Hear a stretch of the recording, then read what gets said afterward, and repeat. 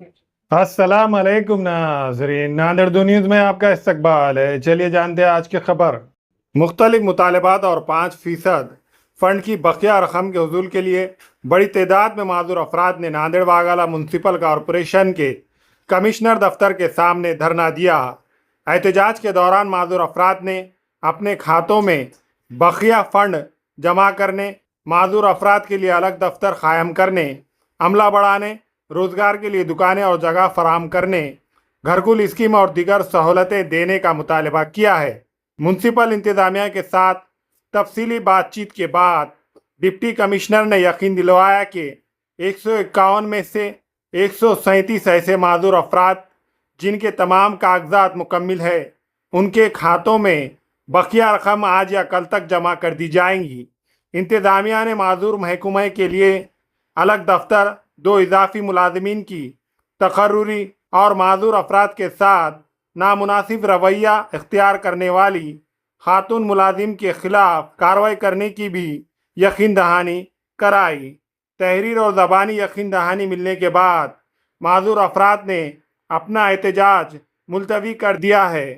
इस अचानक एहतजाज की वजह से कुछ वक़्त के लिए म्यूनसिपल कॉरपोरेशन में हलचल का माहौल पैदा हो गया। एहतजाज में तंजीम के सदर राहुल सालवे और बड़ी तादाद में माजूर अफराद शरीक हुए। नमस्कार, मी राहुल सीताराम साळवे, सकल दिव्यांग संघटना अध्यक्ष नांदेड। आज खरं पाहता महानगरपालिका आयुक्ताकडे आम्ही अचानकच आलो होतो। माझ्या दिव्यांगाची परेशानी बेजारी होत होती, यामुळे आम्ही अचानक आज आलो। ह्याच्यामध्ये आम्ही आलेल्यापैकी 3 मागण्या या आयुक्त स्तरावर आमच्या 3 मागण्या मान्य करण्यात आल्या। याच्यामध्ये जे 5% राखीव निधी आहे दिव्यांगांचा उर्वरित राहिलेल्या, हे आज सायंकाळपर्यंत प्रत्येकाच्या खात्यात जमा होईल असं आम्हाला आश्वासन दिलं।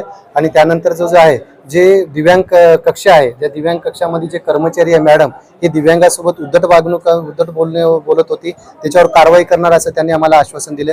याच्या व्यतिरिक्त जे काही महानगरपालिका या भव्य दिव्य इमारतीमध्ये दिव्यांगासाठी एवढीशी एखाद्या शौचालयापेक्षाही कमी अशी छोटीशी जागा दिलेली आहे, ती जागा आम्हाला वाढून द्या म्हणून आम्ही ती एक मागणी केली।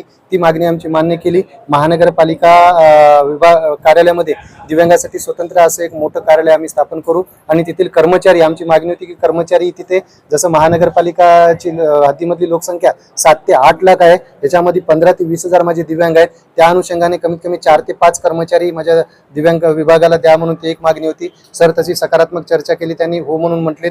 तिथे एकतर त्या कर्मचाऱ्याची तिथून बदली करणार, त्यांच्यावर कारवाई करणार म्हटले, आणि तिथे दुसरी कर्मचारी चांगले नेमल असे त्यांनी आश्वासन दिले। याच्या विरुद्ध आमच्या 2 मागण्या आहेत। त्या 2 मागण्यामध्ये माझ्या दिव्यांगांना रमाई आवास घरकुल योजना असेल, शबरी घरकुल योजना असेल आणि पंतप्रधान आवास घरकुल योजनेमध्ये यांना जाणून बुजून डावळलेलं आहे। याच महानगरपालिकेच्या हद्दीतल्या कर्मचाऱ्यांना घरकुल दिले, परंतु माझ्या दिव्यांगांना नाही दिले। ती एक आमची मागणी राहणार आहे। आणि शासनाकडून जे महानगरपालिकेचे जेवढे शासकीय गाळे आहेत, 200 स्क्वेअर फीट जागा आहे, हा दिव्यांगांनी वारंवार मागणी करून, तक्रार देऊन, अर्ज करूनही त्यांना का डावळलं, ही एक आमची मागणी राहणार आहे। महानगरपालिका हद्दीतले जेवढे पार्किंगचे ठेके आहेत, आमची पुढील भूमिका आहे आता आम्ही सकारात्मक बघू या 3 मागण्या, आणि उर्वरित ज्या मागण्या आहेत त्याचं आम्हाला लेखी आश्वासन देईल, आणि त्या लेखी आश्वासन त्यांनी पूर्तता नाही केली तर यापेक्षा आम्ही तीव्र आंदोलन करू। येता 15 ऑगस्ट हा ध्वजरावण आम्ही या महानगरपालिकेमध्ये आयुक्त असेल किंवा महापौर असतील किंवा कोणी असेल, कारण आज आपण पाहता माझे दिव्यांग महानगरपालिका हद्दीतल्या प्रत्येक नगरसेवकाकडे जात आहेत, कुठला नगरसेवक इथे हजर नाही आहे, कुठले महापौर उपमहापौर नाही आहेत, मग यांनी जावं कुठं? निवडून दिलेले नगरसेवक इथे उपस्थित राहत नाहीत, याच्यामुळे परेशानी व्हायली। तर मी आपल्या माध्यमातून एकच सांगतो की हे जर आमचे प्रलंबित प्रश्न दिव्यांगाचे मार्गी नाही निघाले तर 15 ऑगस्ट जो आहे, 15 ऑगस्टला आम्ही महानगरपालिकेमध्ये ध्वजारोहणला या लोकांना आम्ही ध्वजारोहण फडकू देणार नाही, कारण यांचे ते नैतिक अधिकारच त्यांचा राहणार नाही।